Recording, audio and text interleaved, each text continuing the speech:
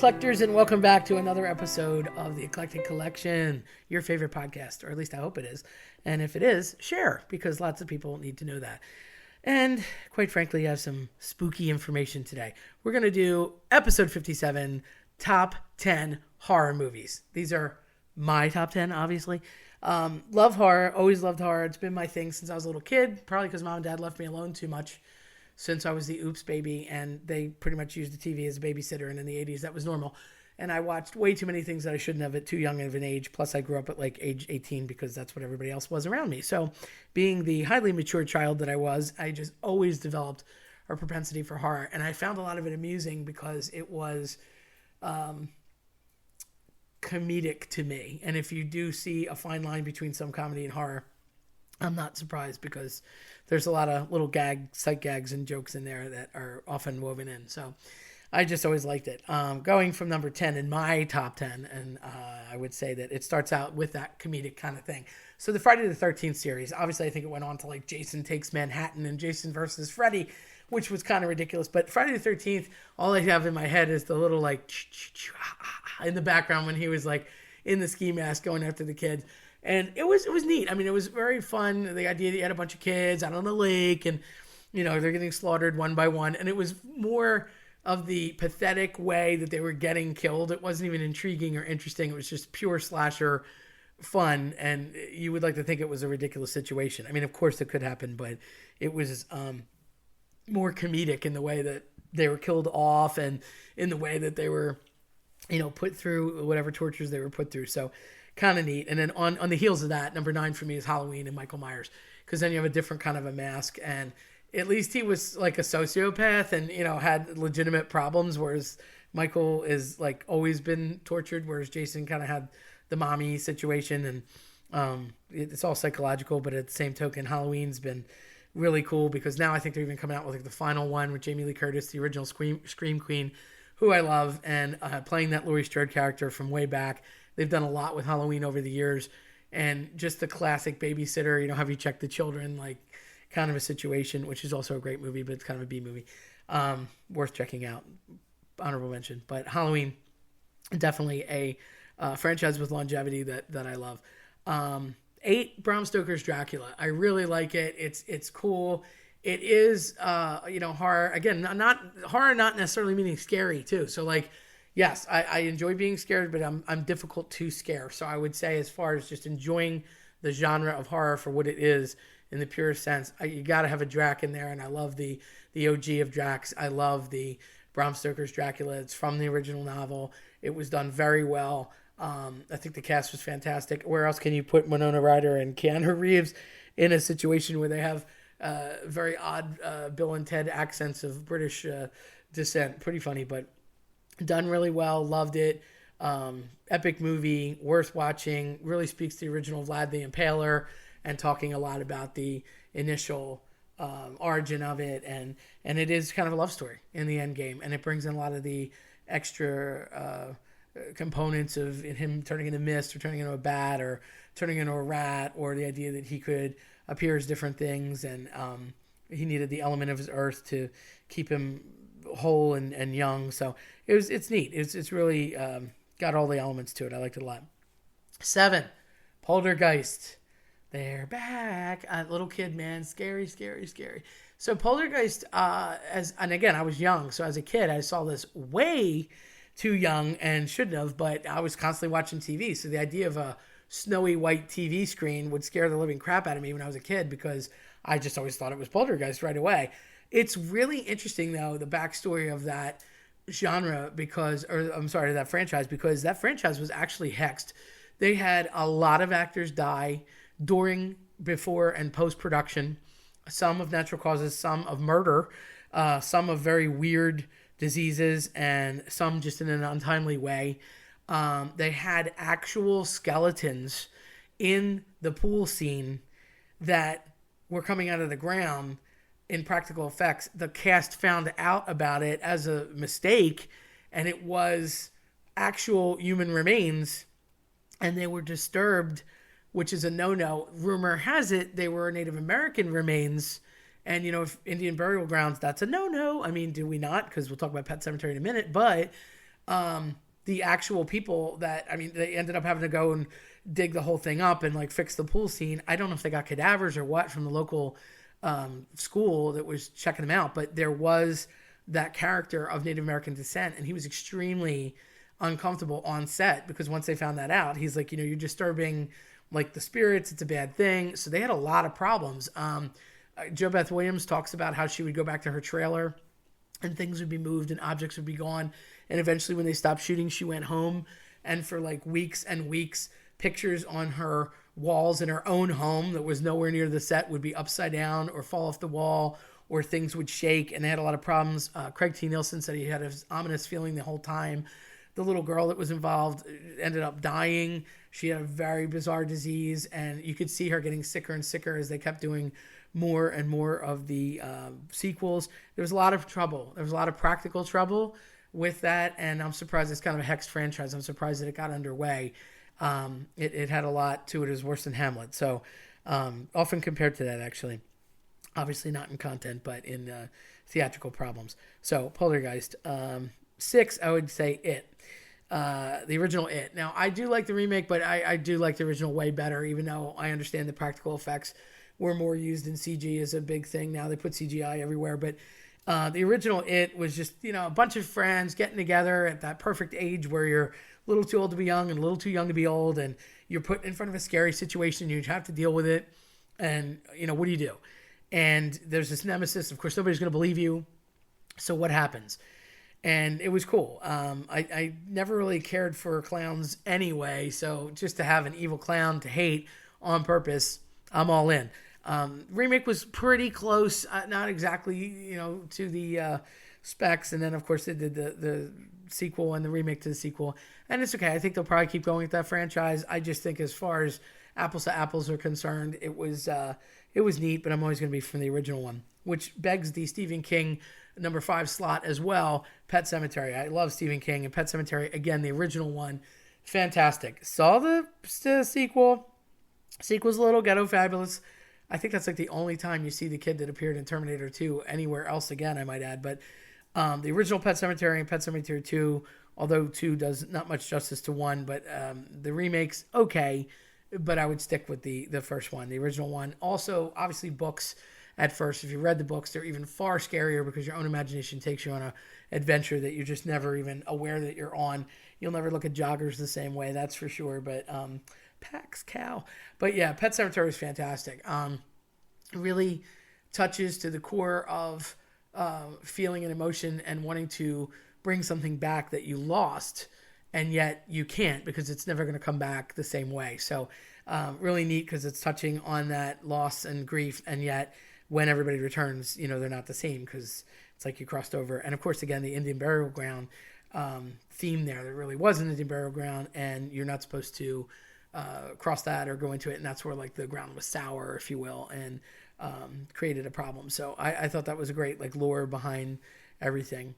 I must be on a Stephen King kick. I just noticed that for The Shining. Love The Shining. Again, did a remake, Dr. Sleep. Not bad. Love my Ewan McGregor. But again, that was really... No, it was not a remake. I shouldn't say it was a remake. That was a sequel that behaved as a sequel, but had a little nod to some backstory prior to the original one. I didn't mind it. I liked the premise behind it. The original was a Stanley Kubrick film.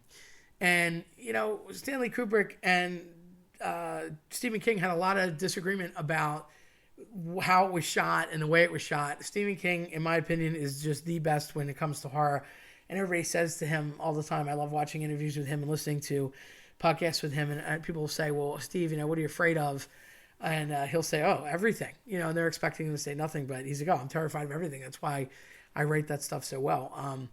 You would expect him to almost be turned off from anything and removed from like above fear, but he's not. In reality, he's in touch with it so well, and that's why he writes reactions so well. And when Stanley Kubrick went to do the movie, very existential, kind of out there guy, he didn't shoot it in a way that I think was as complimentary to Stephen King's style as he liked. I enjoyed it, but I kind of get what Steve means, but at the same token, Steve, like I know him, we're best friends, but he definitely had a very successful movie, and it just took years later to bring out part 2 of the franchise. But when he turns the corner in the little tricycle in the old hotel, and it's the idea that you're in the Overlook and it's out in the middle of nowhere and it's shut down for the season, and those twins appear and they're like, "Hello, Danny." Who doesn't want to jump out of their skin? So now you're actually getting not just horror, but actual fear levels.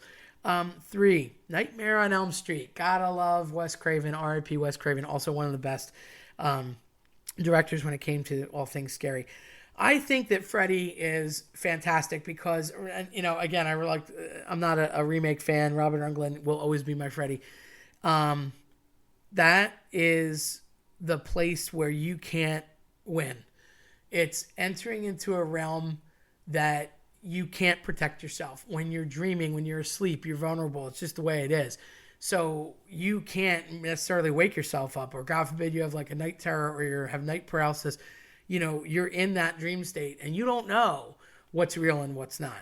And if you truly have the tiniest little grain of thought of anything that's off or seems weird or bothersome to you, that can play in your mind and splinter any which way and get your imagination going in such a negative outlet that you don't know, even when you wake up. Are you still dreaming? Are you not? Did that happen?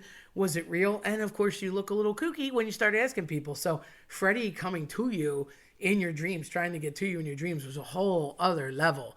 I would like to throw an honorable mention in here that I didn't think about.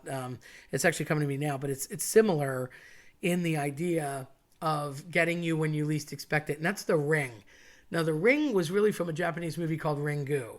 I can't say I've watched that, and I heard it's like super, super crazy scary, but the one with Naomi Watts, which is fantastic, again, the chick coming through, spoiler alert, the TV to get you, like, come on, who thinks that's actually going to happen? But it became like an impossibility that became reality. So, oh, you're in the TV, you can't get me. Oh, just kidding, crawls through and comes to get you. So just like you thought dreams and sleep were safe, your house, you're tucked in, and if you're watching something, oh, it's on the TV realm, it's in the fictional realm. But no, it creates a 3D entryway and it comes and gets you. So I like that idea of playing on the what seems safe and playing on the psyche. It's not just slasher and some guy physically in front of you trying to cut you up or get you.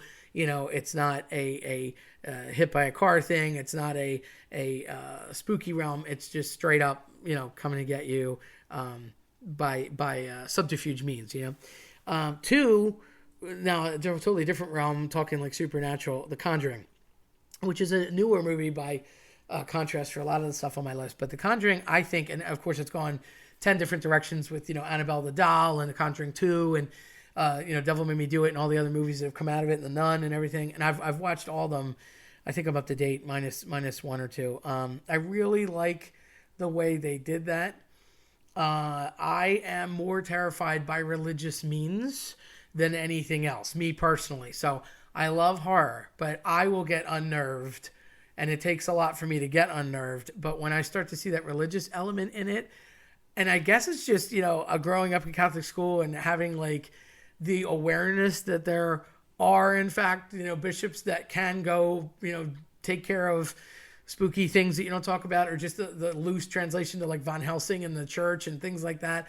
And again, you could argue, I don't know what happened in the Crusades. I wasn't alive for it, but just the idea that there was this religious branch or sect makes you wonder, like, what's going on with the Illuminati? What are the Knights of Columbus doing? They aren't just organizations, But The Conjuring was the first time that you really saw the Warren, Mrs. Warren, like Lorraine Warren was fantastic. And like she was a medium and very religious and did have, some say it's a curse or a gift, who knows, to be able to kind of sense some of this stuff. And once you start crossing into like demons and evil portals and things like that, or even like the stuff that they had in the room that they would lock up. First of all, I would never put that stuff in my house. Let's just be clear. I wouldn't even get a warehouse and rent it and put that stuff in it. I'd light it on fire, burn it after a binding spell. See ya, bye-bye. But the fact that they took elements from each of these cases that they saw and like locked them up, and some of these things even still exist. I mean, I watched an interview not that long ago that Post Malone went on some spooky trek with, I forget the magician, but he went to go find one of the old one of the old boxes, and it was it like leaned toward him or did something crazy when he went to actually see it, and they're like, you really shouldn't touch this thing, and he did, and there was like this whole moment, and they locked it back up, and I don't know who he saw or where it was a interview I saw on TV, but he just felt like, oh, this is cool, let me go check it out. And even he got unnerved and was like, nope, not messing with that. So that whole idea of that room and having all these like signature pieces of evil connected to something and that they overcome it is great, but there's a lot of margin for error there. And that brings me to the number one, which again, in that religious theme, The Exorcist.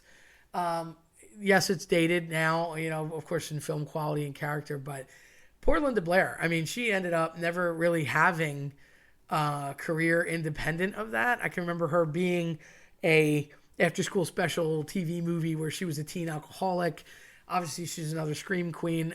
Just always kind of doing spooky stuff, because once she did The Exorcist, people didn't even want to be near her. Like, it was banned by the church. It was a whole big no-no in the 70s. There's lots of wildly horrible things that go on in there. Definitely blasphemous, things that you wouldn't want to ever say, do, or imagine, regarding church articles and iconic things.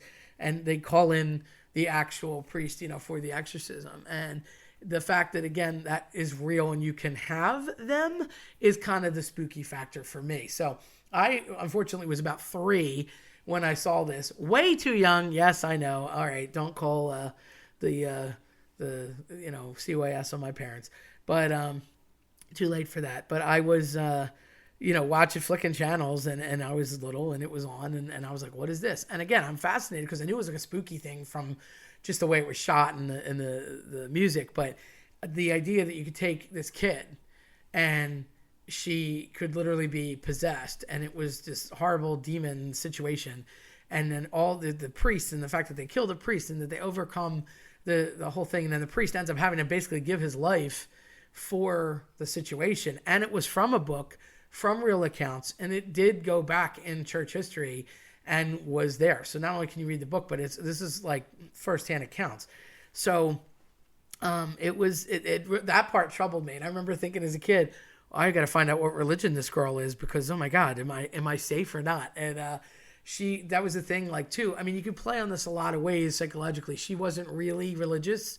They didn't really have too much belief in anything. So then they start grasping at straws and end up calling in the Catholic Church to sort of fix the problem. But, and if you play on that side of it, like the priest gives his life. So there's that parallel, obviously, to, the crucifixion. But the perversions of all things holy in there are grave and shocking if you're not used to it. So just like, dealing with 3 a.m. and, as a perversion of the crucifixion, or dealing with the fact that, she's vomiting all over the place. And of course it was pea soup or whatever they use, but, and she's levitating and horrible things and cursing and speaking in tongues and all this kind of stuff.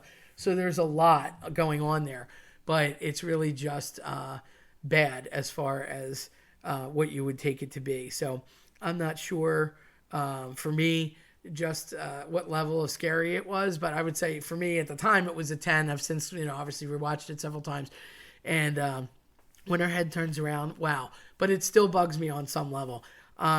But that, to me, like when it's that religious thing, it can be the worst that you can possibly think of, because it could happen, and all you have is your faith to protect you. So I'm very much, a believer in that. It's the idea of, I grew up with Franciscans. So the idea that, God will carry you when you're in a bad way, footprints in the sand. Love that one. But I think that's, you just have no recourse but your faith to get through a situation like that. And what made that, there's a lot of what ifs. What made that girl be the one to get picked? Why did that happen? If she was a young, innocent kid, like what, and you could go on to The Exorcism of Emily Rose and 20 other different ones, and Possessed, and all these different movies that have played on that. But the OG there was Exorcist. And of course that went on to be a franchise too. The second one wasn't too great.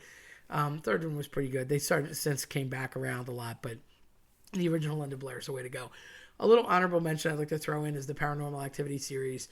I did like them. That was practical effect, black and white, old school, like pull the door closed with a string, scary. And that was what I really liked to to see. So that was kind of neat. There's just a whole franchise that goes 6 or 7 movies deep that I really enjoyed. And again, just simple stuff, but simple jump scares and things that you would enjoy. If you've never watched them, I think you should. So that's my rant on all the movies that I grew up with that I thought coming down to spooky season soon, you would enjoy my top 10 horror picks. And if you haven't watched them, I advise that you do. And if you're not into horror, well, then make sure you got the lights on. And my advice is mute things, because the music is a good clue and it gets your blood pumping and it makes your blood pressure go higher, because that's the psychological tactics. So if you watch a horror movie on mute during the day, I guarantee it's not as scary as any other time. If you like what you heard today, then check us out at eclecticcollectionpodcast.com or listen to us on your preferred platform. I'm Terry Chinaglia. Thanks for listening.